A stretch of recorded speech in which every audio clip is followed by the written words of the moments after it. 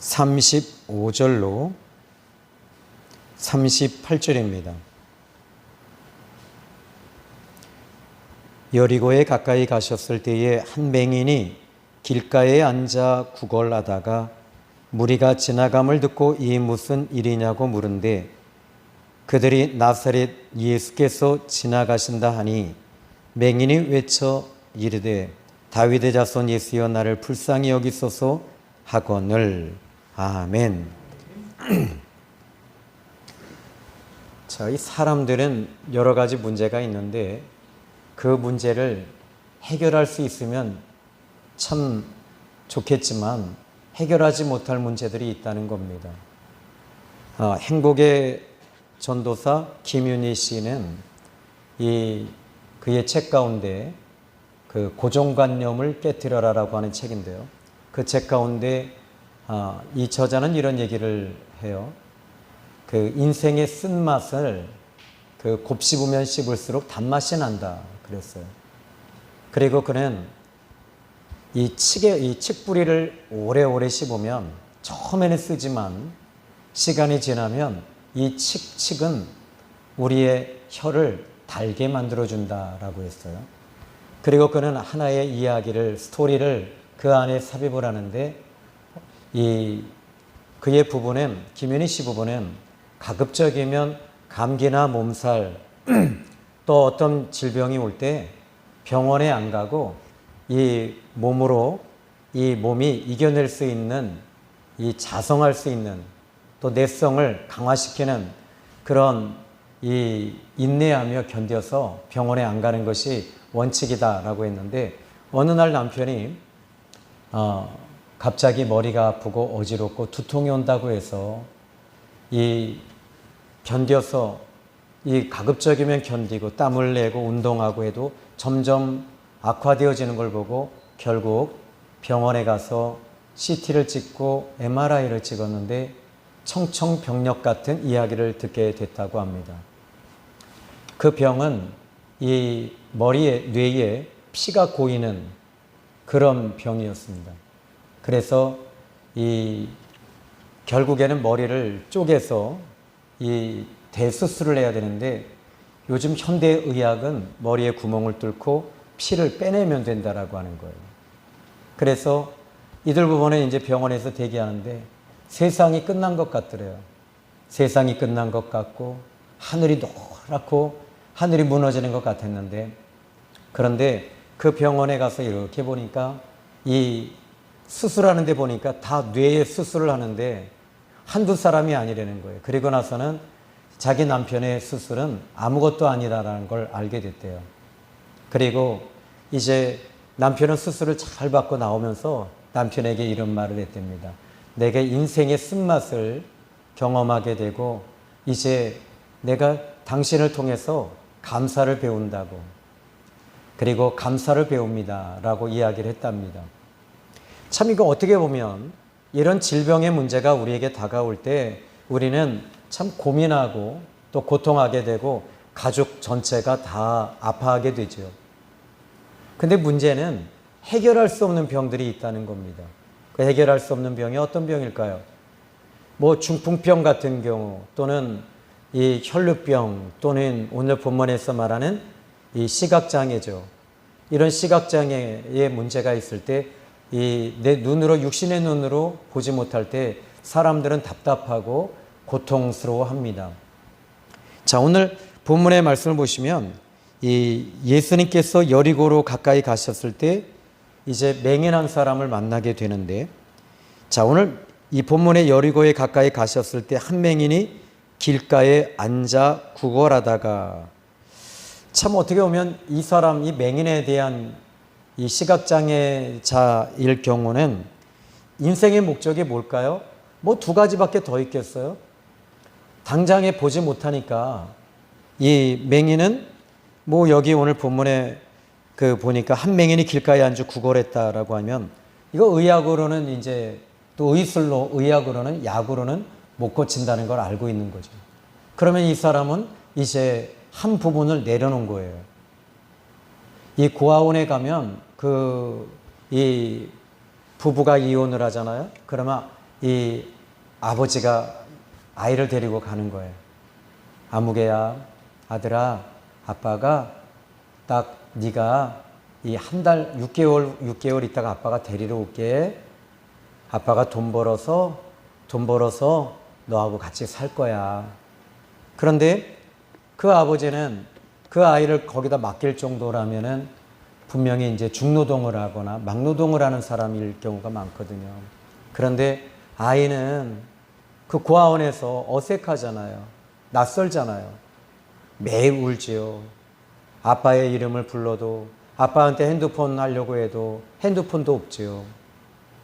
이 답답한 마음이 아이의 마음을 꽉 잡고 있어요. 그래서 항상 문 앞에 앉아 있는 거예요. 그런데 이 아이가 6개월이 지났는데도 아버지가 오지 않아요. 그때부터 아버지에 대한 미움과 원망과 좌절, 이것이 곱씹게 되고 1년이 지나서 아이는 거기서 적응하기 시작을 해요. 사람들을 믿지 않는 거예요. 그 누구도 믿지 않아요. 이 맹인도 이렇게 자포자기한 상태였을 거예요. 그리고 이제 당장에 먹고 사는 것이 문제이니 사람들에게 일을 할 수도 없잖아요. 그러니까 국어라는 것이 이 사람에게는 비즈니스였어요. 그러면 어떻게 돼요? 더욱더 불쌍히 여겨야 돼요. 불쌍한 모습으로 이제 그는 이 국어를 해야 될 것이고요. 그런데 이 맹인이 지금 여리고 앞에서, 여리고라고 하는 그 지역에 그 성읍에서 아마 성문 어귀였을 것 같아요. 사람들이 가장 많이 지나가는 곳. 그곳에서 불쌍히 여겨달라고 하는 겁니다.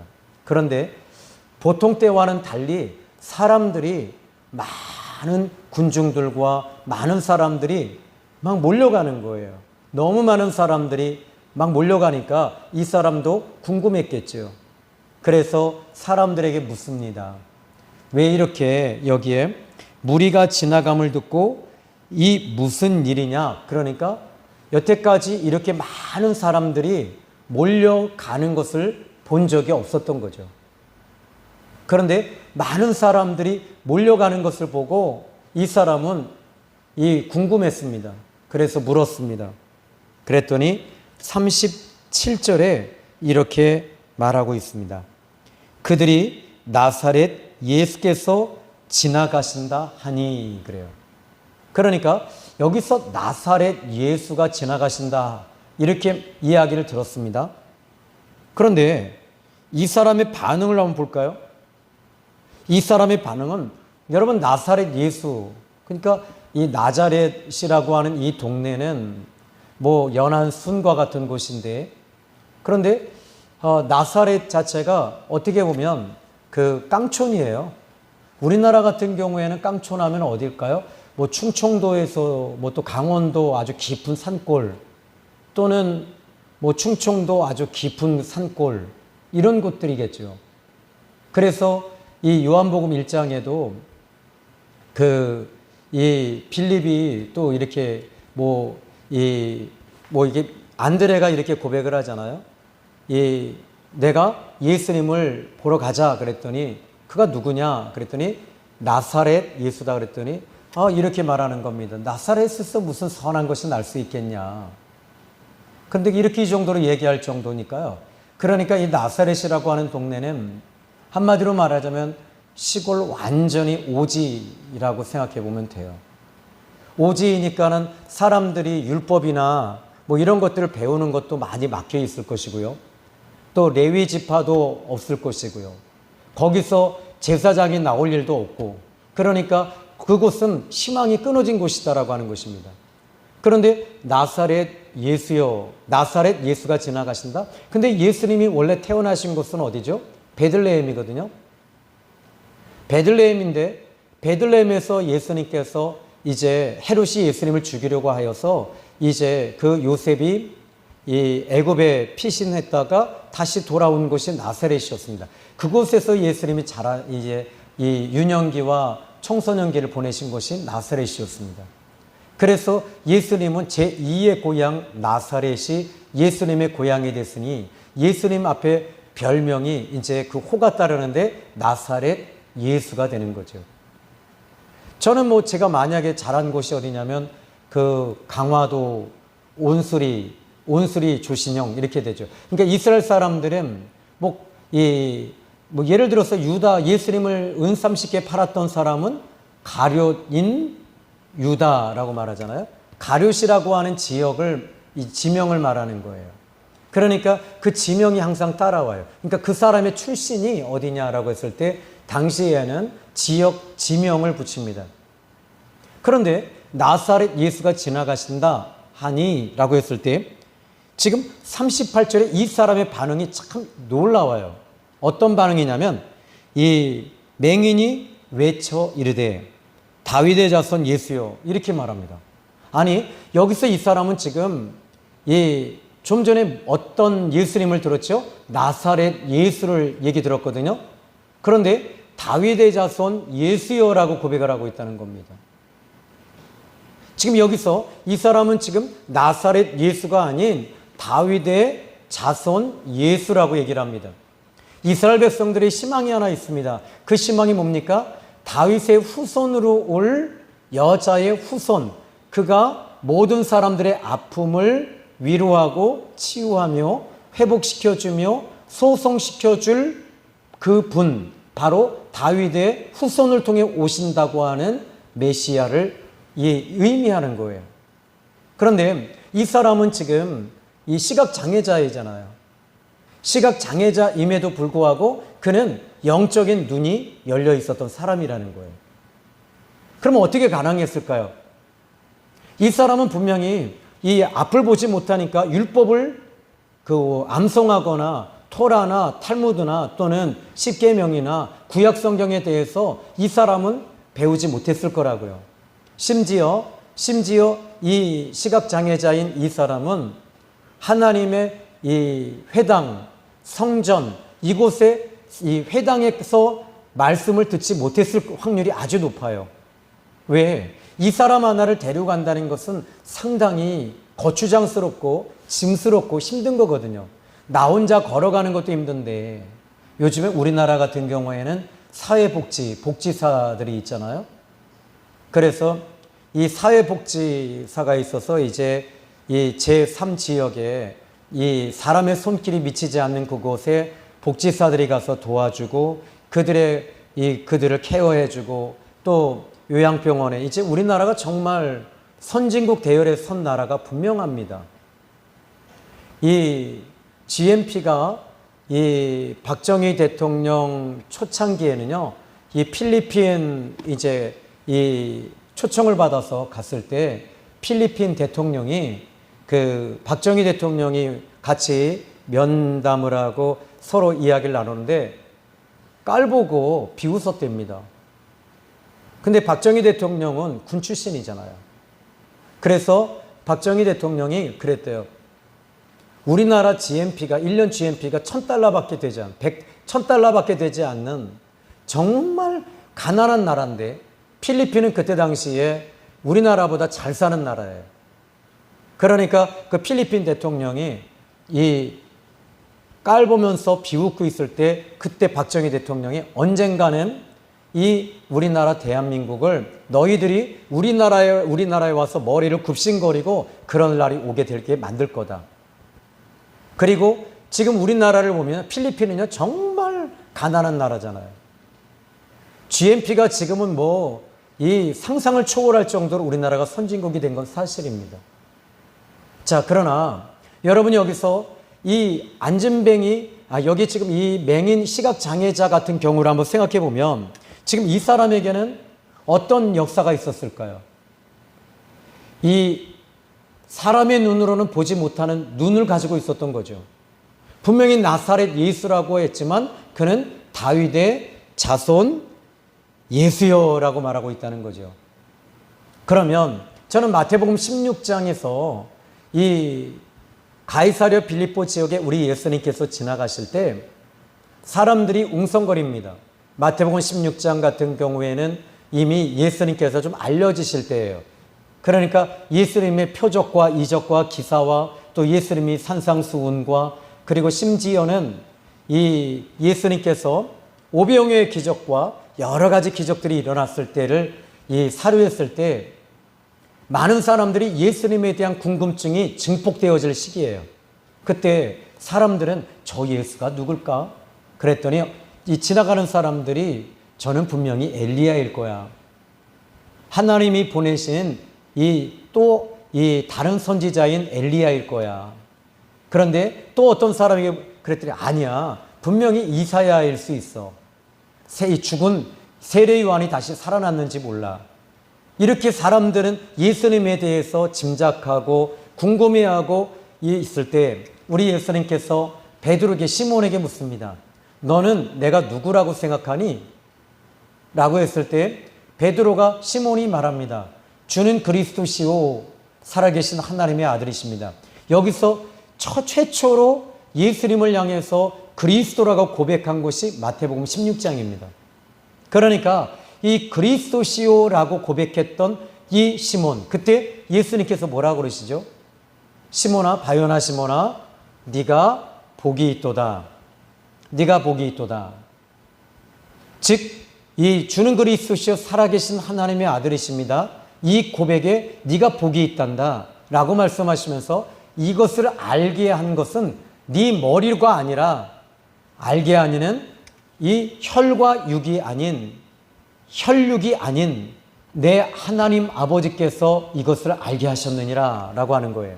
그러니까 여기서 지금 이 시각장애자가 나사렛 예수라는 얘기를 들었지만 그는 여기서 다윗의 자손으로 오실 그리스도라는 것을 이 하나님께서 그에게 알게 해주셨다라고 저는 확신합니다. 그러니까 이 사람은 지금 여기서 많은 사람들이 또 심지어 예수님께서 이 배를 타고 가실 때 제자들도 같이 타고 갈 때 풍랑이 일어났습니다. 그때 예수님을 깨웁니다. 풍랑이 이제는 완전히 이 배를 다 집어 삼킬 때 완전히 파손되어질 수밖에 없을 때 예수님을 깨울 때 예수님께서 믿음이 적은 자들아 어찌하여 너희가 언제까지 내가 너희와 함께 있어야 되겠니? 라고 하시고 나서 주님은 일어나셔서 바람과 바다를 꾸짖으셨습니다. 그때 바람과 바다가 잔잔해집니다. 그때 제자들이 뭐라 그랬죠? 그런데 제자들이 뭐라고 하냐면 저가 누구이길래 바람과 바다까지도 잔잔해질 수 있냐? 함께 다녔던 제자들도 예수님이 누구인지 정확하게 모르고 있을 때 그런데 이 시각장애자인 이 맹인, 소경 이 사람은 정확하게 예수님을 알고 있었다는 거죠. 이것은 하나님께서 그에게 감동을 주신 거잖아요. 우리가 지금 이 수요 예배 때 우리가 성경 강의 시간에 우리가 배우고 있는 안진뱅이 사건을 보면서 하나님께로부터 예수 그리스도께로부터 온 믿음, 그 믿음이 그 이름이 그를 성하게 하였다라고 했거든요.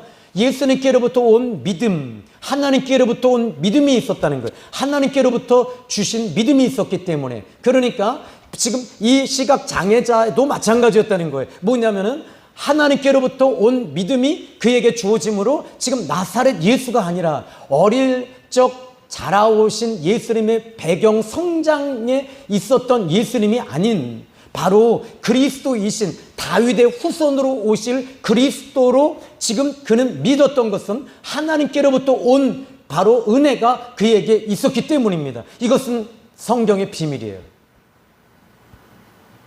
그러니까 여기에 수없이 많은 군중들, 많은 무리들이 지금 지나가고 있는데 이 기적을 체험한 사람은 한 사람밖에 없었어요. 그러니까 하나님의 계획이 있었던 거죠. 저는 여기서 여러분 또 얘기하고 싶어요. 하나님의 계획이 이 소경, 시각장애자에게 있었던 겁니다. 그러니까 시각장애자인 이 사람에게는 무엇이 있었냐면 생명이 있었던 거예요. 그 생명이 뭐냐면 하나님께로부터 온 사인이 있었던 거예요. 하나님께로부터 온 사인이 뭘까요? 하나님께로부터 온 이 잠깐 오늘 이 본문의 말씀을 보십시오. 무리가 지나감을 듣고 이 무슨 일이냐? 그들이 나사렛 예수께서 지나가신다. 그런데 나사렛 예수께서 지나가신다라는 이야기를 듣고 38절에 이 맹인이 외치기 시작했다는 거예요. 그러니까 이 짧은 시간에 하나님께서 그에게 하나님께로부터 주시는 믿음을 넣어주셨고 하나님께서 그에게 이 하나님의 생명의 뜻을 주셨던 겁니다. 여러분, 그래서 하나님께서 이 기적을 체험하는 사람들은요 뭔가 달라요. 뭔가 이상하게 달라요. 이 기적의 역사가 일어나고 병고침의 역사가 일어나는 사람들의 특징들을 보면 무엇인가 다르다는 거예요. 무엇이 다르냐면 하나님께서 그에게 믿음을 주시는 거예요. 하나님께서 역사하신다고 하는 확신을 주시고 믿음을 주시니까. 근데 그 믿음이 내가 믿어야지, 내가 해야지, 이것이 아니에요. 하나님께로부터, 하늘로부터 오는 거예요. 하늘로부터 오기 시작을 해요. 그러니까 하나님께로부터 영원전에 우리를 택하신 그 하나님은 이제 영원전에 택하신 그 하나님께서 우리에게 그 믿음도 주신다는 거예요. 이 소경에게 하나님이 그 순간에 지금 이 나사렛 예수가 아닌 다윗의 자손 그리스도이심을 하나님께서 그에게 확신을 주신 거예요.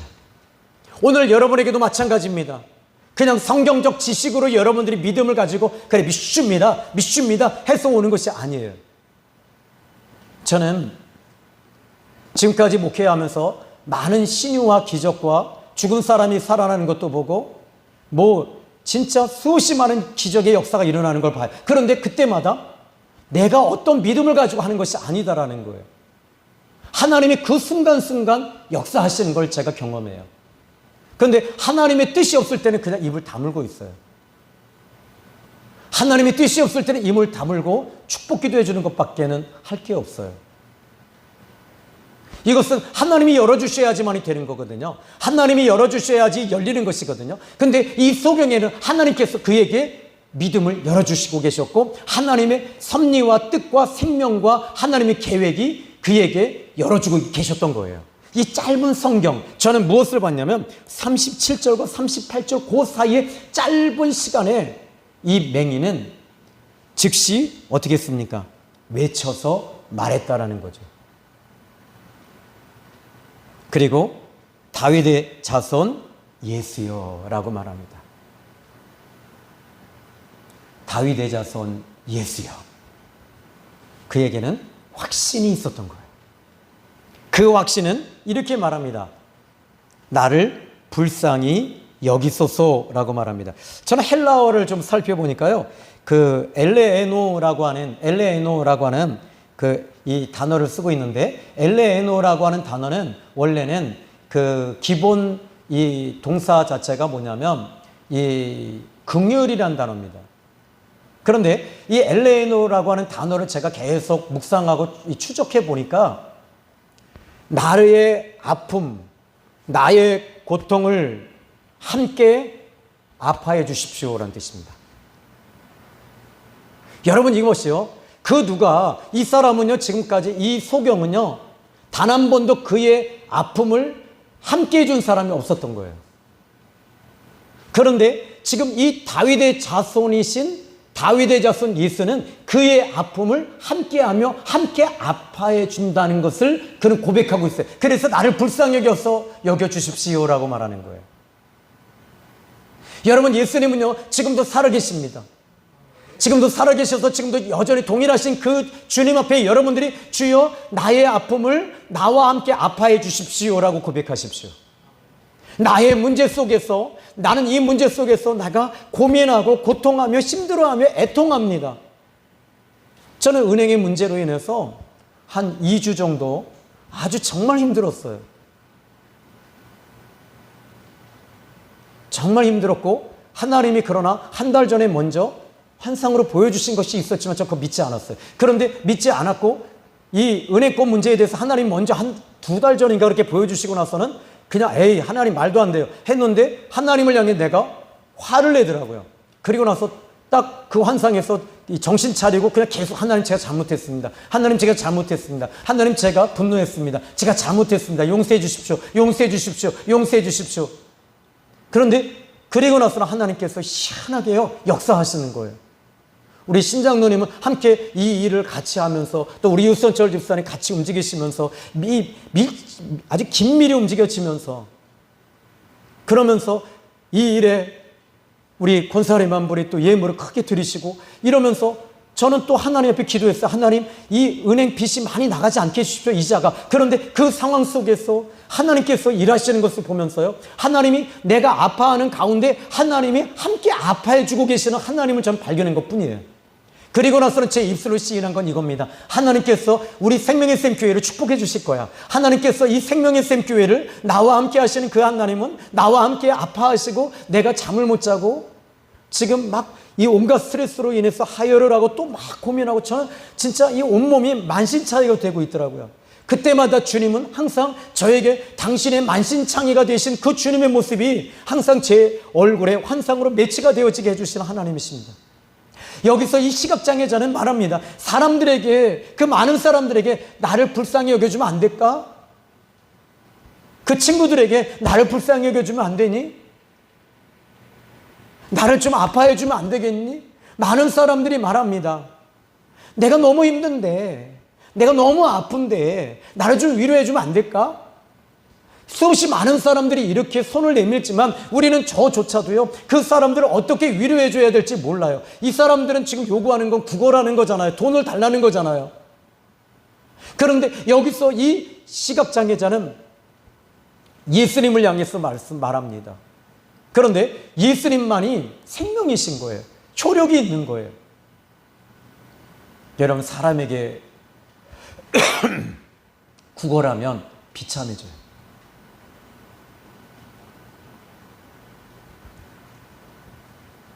사람에게 도와달라고 하면 교회 문제 있을 때 그냥 저는 기도 부탁만 합니다.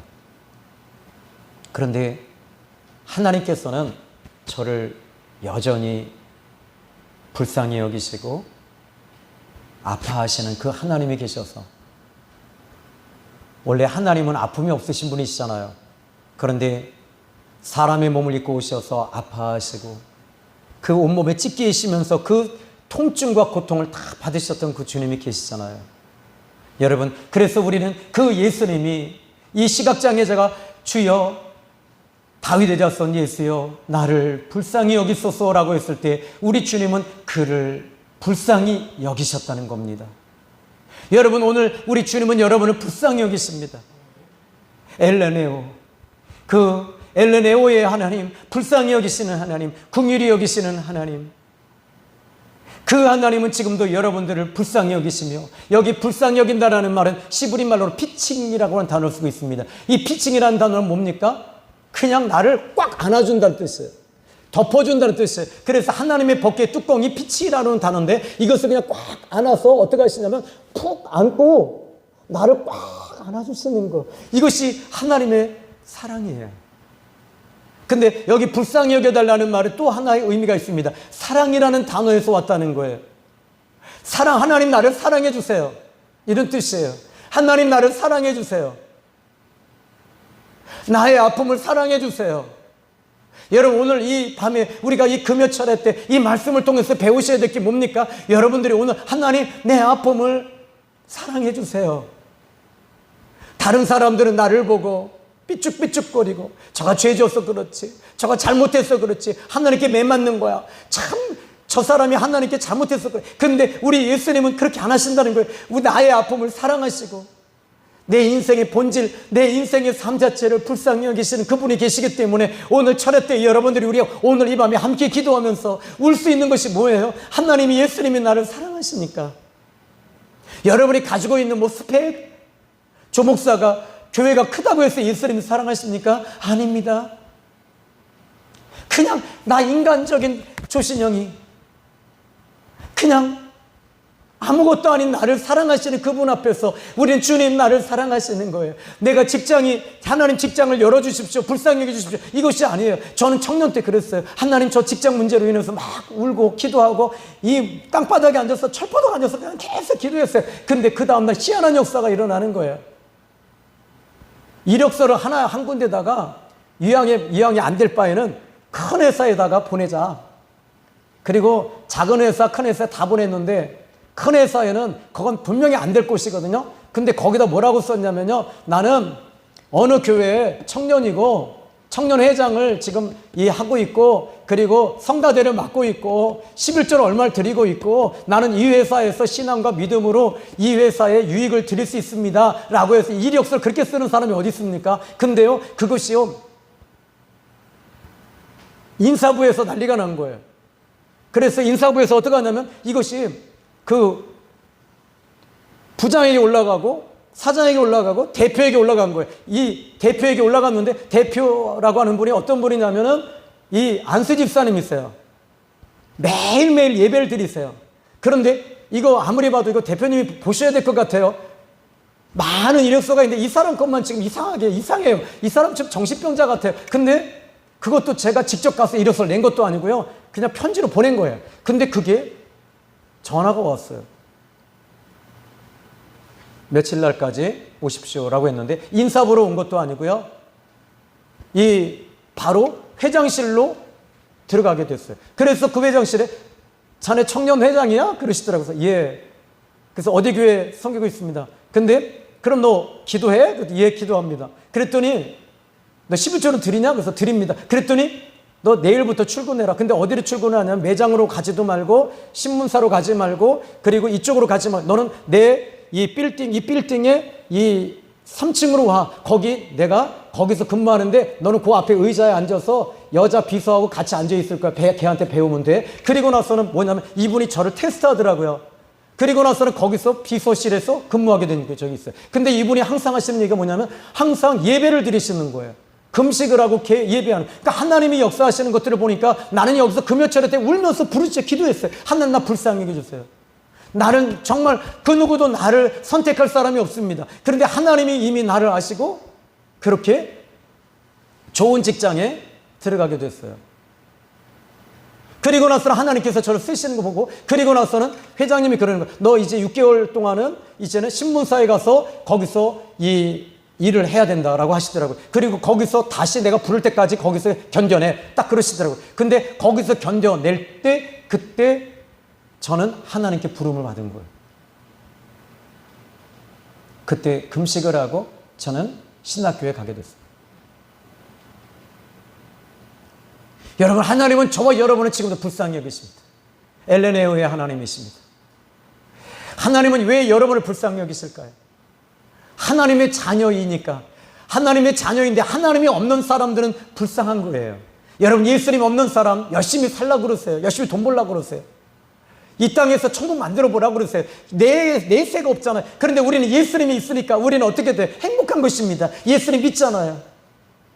오늘 여기서 불쌍히 여기소서. 그런데 여기 이렇게 말합니다. 41절 한번 우리 같이 먼저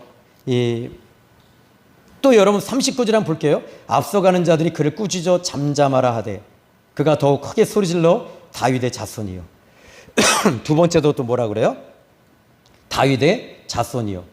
나를 불쌍히 여기소서.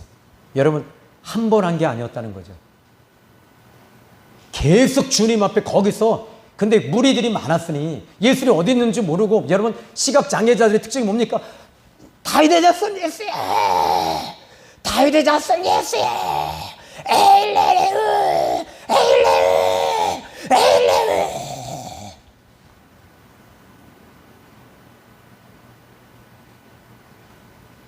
그랬더니 사람들이 꾸짖는 거예요. 40절에 예수께서 머물러 서서 명령하여 데려오라 하셨다. 여러분 여기서 뭐라고 그래요? 저 사람을 내게 데려와라 이게 아니고요. 명령하는 겁니다. 무슨 말, 왜 여기서 명령하고 계실까요? 지금 그를 꾸짖어 앞서가는 자들이 그들을 꾸짖고 있는 사람들을 향해서 우리 주님 어떻게 하시냐면 이 사람에게 명령하면서 저를 내 앞으로 데려오라는 거예요. 그러니까 우리 주님만이 이 사람의 아픔과 이 사람의 불쌍함을 알고 계신 거죠. 그리고 뭐라고 그러십니까? 그가 가까이 오매 가까이 왔어요. 물어 이르되 41절에 한번 여러분 41절 한번 읽어봅니다. 시작. 내게 무엇을 하여 주기를 원하느냐 이르되 주여 보기를 원하나이다. 근데 여러분 여기서 주여라고 하는 이 혹격이라고 하거든요. 이것은 문법적으로 혹격이라고 해요. 근데 여러분 저는 이 성경을 좀 바꿔서 여기에 이 주여라고 하는 이 주어를요 주를이라고 하는 목적으로 바꾸면 어떻게 될까요? 내용이 완전히 달라지죠. 주여 내가 보기를 원합니다라고 하는 건 세상을 보기를 원하는 거잖아요. 근데 여기서 주여 주를 보기를 원하나이다. 완전히 내용이 바뀌어집니다. 여러분 여기서 이 맹인은 지금 다윗의 자손 예수요라고 말했습니다. 나를 불쌍히 여겨 주십시오라고 했습니다. 그 다윗의 자손 예수를 보고 싶었던 거 아니겠어요? 여러분 여기서 이 사람이 믿음이 여기 있는 거예요. 자기의 문제가 해결되어지는 것 이상의 주님을 보기를 원했던 거예요. 근데 이 사람은 주님을 보고 있었던 거죠. 아멘. 주여 주를 보기를 원합니다. 42절에 한번 여러분 읽읍시다. 시작. 보라 내 믿음이 너를 구원하였느니라 하시매.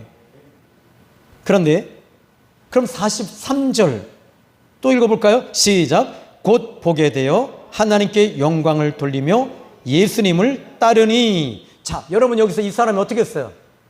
자기의 문제가 해결되었으면 집으로 돌아갔을 거예요. 이 사람은 예수님이 끝까지 목적이었던 거예요. 그러니까 누구를 따르고 있어요? 예수님을 따르고 있었던 겁니다. 이해가 되시죠? 그러니까 이 사람의 믿음이 이 사람을 구원한 것입니다. 근데 우리 주님이 이 사람을 불쌍히 여기시는 것이 이 비밀이 뭐였냐? 아까 나사렛 예수요라고 하는 나사렛 예수가 지나가신다라고 하는 그 이야기를 듣고 그는 다윗의 자손이라고 하는 이 믿음으로 그 나사렛 예수를 다윗의 자손 예수로 믿음으로 바꾼 것입니다. 그러니까 이 믿음으로 바꾼 이 사람에게는 주님이 너의 믿음이 너를 구원하였느니라 라고 말하는 거예요. 이 사람의 행위나 행동 이것도 있겠지만 그 다윗의 자손이신 예수님을 믿었던 것을 이 성경은 예수님께서 다시 확인시켜주고 계시는 거예요. 그래서 내 믿음이 너를 구원했다라고 말하는 거예요.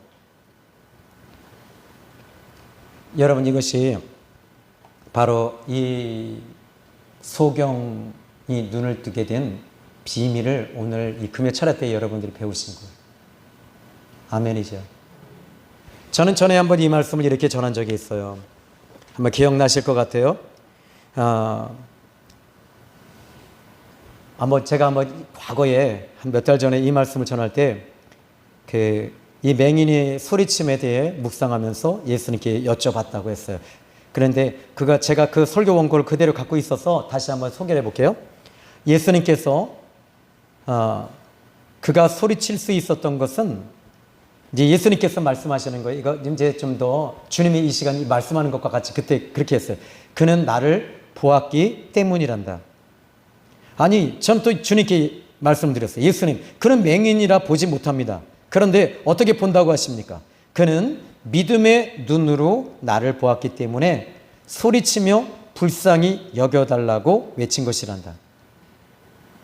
그는 내가 그를 불쌍히 여긴다는 것을 알았단다. 그래서 그는 불쌍히 여겨달라고 소리친 것이란다. 그는 나를 정확히 보았고 정확히 보아서 다윗의 자손이라고 말한 것이란다. 그때 한번 이렇게 우리 주님의 음성을 그렇게 한번 제가 이 시간 그때 한번 이야기한 적이 있어요. 기억나세요? 그런데 오늘 이 시각장애자를 일으키신 우리 주님은 여러분에게도 여전히 불쌍히 여기십니다. 에레네오의 하나님이십니다. 여러분을 있는 그대로 불쌍히 여기시고 또 그 믿음을 주셔서 불쌍히 여기시는 주님이심을 믿으시기 바랍니다. 오늘 이 말씀을 통해서 여러분에게 동일한 역사와 기적이 이 금요철야 이 더운 이 금요철야 때 여러분 놀라운 역사가 이 밤에 나타나게 될 줄로 믿습니다. 기도하겠습니다. 살아계신 하나님 아버지, 오늘 이 말씀을 전했습니다. 이제 이 말씀의 기적이 이 시각장애 우의 믿음이 우리의 믿음이 되게 해주십시오. 단지 나사렛 예수라는 얘기를 들었을 때 그는 나사렛 예수로 듣지 않았습니다. 모든 것을 회복시켜 주시고 살려주시고 불쌍히 여기시는 에레네오의 예수님이심을 확인했습니다. 확신했습니다. 그리고 그는 소리쳤습니다. 하나님, 오늘 이 시간 우리가 함께 소리칠 때 우리 주님 동일하게 일하시고 가까이 오셔서 내가 너를 불쌍히 여기노라, 너의 믿음이 너를 구원하였노라. 내가 너에게 무엇을 해주길 원하느냐? 주여 보기를 원합니다가 아니라 주님을 보기를 원합니다라고 고백하는 시간 되게 하여 주시옵소서. 예수님의 이름으로 기도했습니다. 아멘.